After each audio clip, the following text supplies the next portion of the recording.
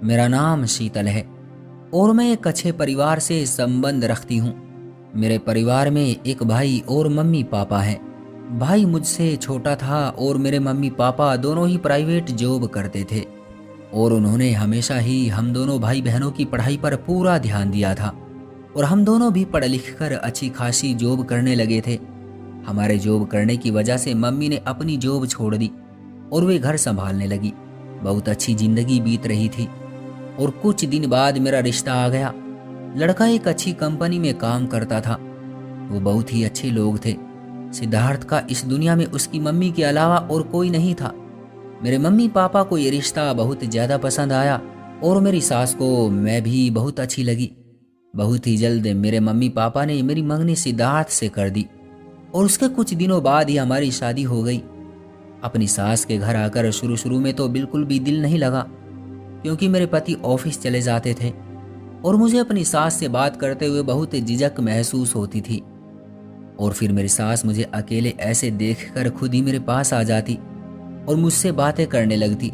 इस तरह धीरे धीरे मेरी झिझक भी खत्म हो गई थी और वो मुझे बहुत ही अच्छी लगने लगी थी। मेरी सास ने अपने आप को बहुत ज़्यादा फिट रखा हुआ था और वो मेरी सास कम मेरे पति की बहन ज़्यादा लगती थी।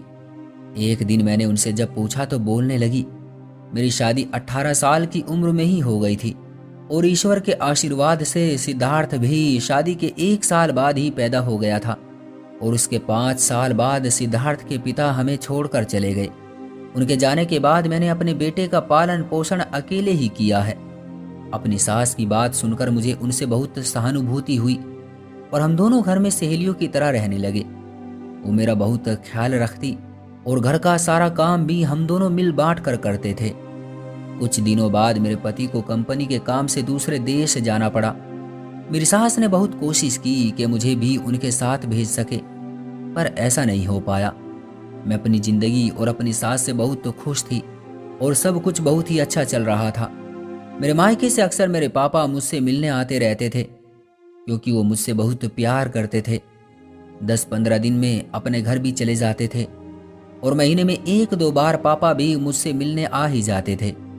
मेरी सास को भी पापा के आने से कोई प्रॉब्लम नहीं थी, बल्कि वो तो उनकी बहुत अच्छी तरह से देखभाल करती थी।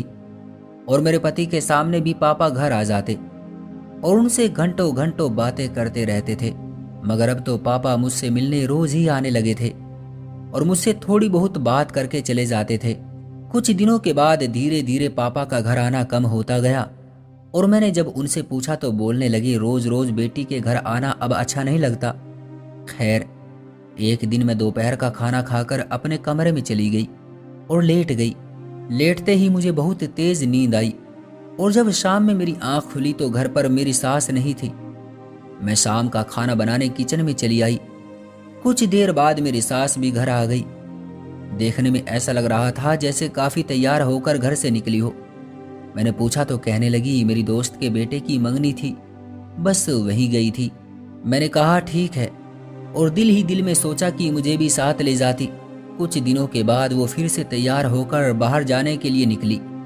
उन्होंने मुझे नहीं बताया था, लेकिन अचानक से मैंने उन्हें देख लिया। मैंने आवाज देकर पूछा कि आप कहाँ जा रही हैं, तो कहने लगी, अपनी दोस्त से मिलने जा रही हूँ। मैंने कहा मुझे भी साथ ले चलो, मैं घर अकेली क्या करूँगी, बोर हो जाऊंगी। तो मेरी सास बोली, अब तुम्हें तैयार होने में बहुत समय लगेगा और मेरी सारी सहेलियां आ चुकी होगी, मैं लेट हो जाऊंगी, तुम फिर कभी चलना। उस दिन उन्हें घर वापस आने में काफी देर हो गई थी। उनका लेट होने का कारण पूछने पर वो थोड़ा गुस्सा हो गई। बोली, अब तुम मेरे कहीं आने जाने का हिसाब भी मुझसे लोगी। मैं चुप हो गई और उसके अगले ही दिन दोपहर में जब खाना खाकर मैं अपने कमरे में सोने के लिए चली गई, क्योंकि कोई काम तो होता नहीं था, इसलिए मैं शाम 5 बजे तक सो जाती थी। शाम में जब मेरी आंख खुली तो कमरे की खिड़की से मुझे बाहर कोई बैठा नजर आया। मैं फ्रेश होकर जब तक बाहर आई तो बाहर कोई भी नहीं था। मैंने अपनी सास से पूछा तो बोलने लगी, कोई भी नहीं था यहाँ, तुम नींद से उठी हो, तुम्हें कोई गलतफहमी हुई होगी। मैंने भी सोचा शायद ऐसा ही होगा, मुझे कोई गलतफहमी ही हुई होगी। अब मैंने नोटिस किया कि दोपहर के खाने के बाद मुझे रोज नींद आ जाती थी, इसलिए मैंने एक दिन खाना नहीं खाया क्योंकि मुझे लगता था कि मेरे खाने में कुछ न कुछ प्रॉब्लम जरूर है। जो मुझे रोज नींद आ जाती है। और आज फिर मैंने अपनी सास को बाहर जाते देखा। मुझे ये बात बहुत ही अजीब लगी। फिर रोज रोज ही ये होने लगा। वो चोरी छिपे बाहर जाती और मेरे पूछने पर कुछ ना कुछ बहाना बना ही देती। अब मुझे शक होने लगा कि जरूर कोई ना कोई राज है। शायद ये जरूर किसी न किसी से मिलने जाती है। एक दिन वो मुझे बताकर गई कि वो अपनी दोस्त के बेटे की शादी में जा रही है। उनके जाने के बाद मैंने सोचा कि क्यों ना मैं भी मम्मी के घर चली जाऊं। मैंने घर पर फोन किया और कुछ देर बाद ही मेरा भाई मुझे लेने घर आ गया। 2-4 घंटे अपनी मम्मी के घर बिताने के बाद जब मैं वापस घर आ रही थी तो रास्ते में मैंने अपनी सास को देखा तो वो कपड़ों की दुकान में कपड़े देख रही थी। अगर भाई साथ ना होता तो मैं उनके पास जरूर जाकर पूछती। खैर, मेरे घर आने के 1 घंटे बाद वो भी घर आ गई। मैंने पूछा कैसी रही शादी, तो वो कहने लगी हाँ बहुत अच्छी रही, बहुत एंजॉय किया। मुझे पता था वो झूठ बोल रही थी और मैं उनसे पूछना चाहती थी कि वो झूठ क्यों बोल रही है, मगर फिर मैं चुप रही क्योंकि अभी मेरे पति भी यहाँ नहीं थे और मैं नहीं चाहती थी कि मेरी सास लड़ाई या बुरा व्यवहार करे, और मैंने उन पर ध्यान देना ही छोड़ दिया। सोचा ऐसे ही टहलने जाती होगी। शुरू में तो वो सिर्फ सुबह सुबह ही टहलने जाती थी, फिर उन्होंने शाम में भी जाना शुरू कर दिया था। और अगर कभी मैंने भी साथ चलने को बोल दिया तो कहती जब तुम्हारा पति आ जाएगा तब उसके साथ जाया करो, मुझे अकेले सैर करने की आदत है। मेरे पति का फोन आया तो मैंने उसे ये सब बातें बताई तो उन्होंने मुझे बोला मम्मी जो करती है उन्हें करने दो, वो बेचारी हमेशा से ही अकेली रही है।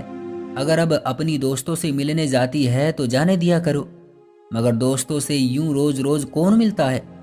इस बात का मुझे शक हो रहा था और मैंने उस राज का खुलासा करने के लिए एक दिन उनका पीछा किया। वो एक अच्छे से होटल में चली गई, मैं भी उनके पीछे पीछे होटल के अंदर चली गई। मैं उनको हर हाल में रंगे हाथों पकड़ना चाहती थी, आखिर पता तो चले वो किसके साथ अपनी तन्हाई दूर कर रही है। मैं उनका पीछा कर रही थी कि किसी ने मुझे पीछे से आवाज लगाई। मैंने मुड़कर देखा तो मेरा भाई था। मैंने उससे पूछा कि यहाँ क्या करने आए हो। बोला दोस्तों के साथ खाना खाने आया हूँ। और तुम यहाँ क्या करने आई हो? तो मैंने भी उसे यही बात बोली और फिर मैं घर चली आई। मेरे भाई की वजह से मेरा पूरा प्लान फेल हो गया और मुझे उस पर गुस्सा आ रहा था। खैर, कुछ दिनों बाद मेरी सास फिर से घर पर नहीं थी और मुझे घर का सामान लेने बाजार जाना था। घर को लॉक करके मैं मार्केट चली गई। सारा सामान लेने के बाद मैंने खाना खाने की सोची। जैसे ही मैं खाना खाने के लिए पहुंची तो मुझे बहुत जोर का एक झटका लगा, क्योंकि वहां मेरी सास भी थी जो किसी व्यक्ति के साथ बैठी खाना खा रही थी। मैं उस व्यक्ति का चेहरा नहीं देख पाई। मैं तुरंत वहां से पीछे हटी और घर आ गई। घर आकर मुझे उन पर बहुत गुस्सा आया। मैं उनके बारे में ही सोचती रही, वो कैसे इस उम्र में आकर किसी से इश्क कर सकती है। दिल किया अभी फोन करके सारी बात अपने पति को बता दूं, मगर थोड़ी देर के बाद जब मेरा गुस्सा ठंडा हुआ तो मैंने सोचा मेरा पति भी मेरी किसी बात पर विश्वास नहीं करेगा, बल्कि उल्टा मुझ पर ही गुस्सा करेंगे कि मैं उनकी मम्मी पर झूठा इल्जाम लगा रही हूँ। कुछ दिनों के बाद मैंने फिर से उन्हें साथ में देखा, लेकिन मैं फिर से उस व्यक्ति का चेहरा नहीं देख पाई क्योंकि उसने मास्क और कैप पहने हुए था। अब मैं ये जानने के लिए बहुत ज्यादा उत्सुक हो गई कि वो व्यक्ति कौन है जो मेरी सास से चेहरा छुपा कर मिलता था। और एक दिन मैंने अपनी सास को फोन पर बात करते हुए सुना। वो बोल रही थी कि अब जल्द से जल्द हमें शादी कर लेनी चाहिए क्योंकि मेरी बहू को मुझ पर शक हो गया है। हम शादी कर लेंगे तो कोई और वो कुछ नहीं कर पाएगी, और वैसे भी मैं अब अकेली रह रहकर थक चुकी हूँ। मैं भी अब अपना घर बसाना चाहती हूँ। ये सब सुनकर मुझे उससे थोड़ी हमदर्दी भी हुई और अजीब भी लगा क्योंकि वो बेचारी जवानी में ही विधवा हो गई थी, फिर बेटे के पालन पोषण में खुद को भुला दिया और अब उसकी शादी के बाद फिर से बिल्कुल अकेली हो गई, तो उन्हें एक साथी की जरूरत महसूस होती होगी। मैंने फैसला किया कि मैं अपने पति को सब कुछ बता दूंगी और अपनी सास का साथ दूंगी, लेकिन उससे पहले मैं उस व्यक्ति को देखना चाहती थी। एक दिन जब मेरी सास उससे मिलने गई तो मैंने उनका पीछा किया और कुछ दूरी पर खड़े होकर उस व्यक्ति के आने का इंतजार करने लगी। कुछ देर बाद वो व्यक्ति आकर मेरी सास के बराबर में आकर बैठ गया। उसने हमेशा की तरह अपना चेहरा छुपाया हुआ था आज मुझे हर हाल में उसका चेहरा देखना था और 5 मिनट के बाद एकदम मैं उसके सामने आकर खड़ी हो गई। मैंने उस व्यक्ति का मास्क हटाने की कोशिश की, मगर मेरा हाथ झटक कर वो वहां से भाग गया। मेरी सास भी मुझे देखकर चौंक गई और उसका चेहरा भी पीला पड़ गया। वो तुरंत मेरे आगे हाथ जोड़ने लगी कि ये सब मेरे बेटे को मत बताना। मैंने उन्हें दिलासा दिया कि आप परेशान मत हो, मैं आपके साथ हूँ, मैं भी आपकी शादी कराना चाहती हूँ। मगर उन्होंने मेरे सामने एक शर्त रखी कि शादी होने तक तुम दूल्हे का चेहरा नहीं देखोगी, उसके बाद देख लेना। मैंने उनकी बात मान ली। मैं ये सब इसलिए कर रही थी कि 2 महीने के अंदर मैं भी अपने पति के पास चली जाती। उन्होंने तो अपनी मम्मी को भी बुलाना चाहा, लेकिन मेरी सास ने उनको मना कर दिया था। खैर, 2-3 दिन के बाद मम्मी की शादी थी। दूल्हा सेहरा बांधे अपने 2-3 दोस्तों के साथ घर के अंदर आया। हम मम्मी की शादी चुपचाप कर रहे थे। अभी पंडित जी मंत्र आरंभ करने ही वाले थे कि मेरी मम्मी किसी आंधी की तरह मेरे घर आई और मेरी मम्मी ने बिना कुछ कहे सुने सीधा आकर मेरे गाल पर एक जोरदार थप्पड़ लगाया और कहने लगी, बेशर्मी की भी हद होती है, तुम्हें जरा भी शर्म नहीं आई, अपने ही बाप की शादी करा रही हो। ये सुनना था कि मेरे पैरों तले से जमीन ही खिसक गई। और जब मैंने सेहरा हटाया तो मम्मी की बात सच थी, वो मेरे पापा ही थे। उनको देखकर मेरी आंखें तो फटी की फटी रह गई। पापा मेरी सास से ही शादी करने जा रहे थे, वो भी मम्मी के होते हुए, और मैं ये सब अनजाने में करा रही थी। मेरे पापा बहुत ज्यादा शर्मिंदा हुए और खड़े होकर मम्मी से माफी मांगने लगे। मेरी सास तो बिल्कुल पत्थर बन गई थी। उसको ये उम्मीद कहीं से कहीं तक भी नहीं थी कि उसके साथ ऐसा भी हो जाएगा। फिर मेरे पापा बोलने लगे कि वो बहुत पहले से एक दूसरे से प्यार करते थे, मगर फिर दोनों की शादी कहीं और हो गई और जब बरसों बाद एक दूसरे को देखा तो पुरानी मोहब्बत जाग उठी। मुझे लगता था पापा मुझसे मिलने मेरे घर आते थे, मगर आज सारी सच्चाई मेरे सामने थी।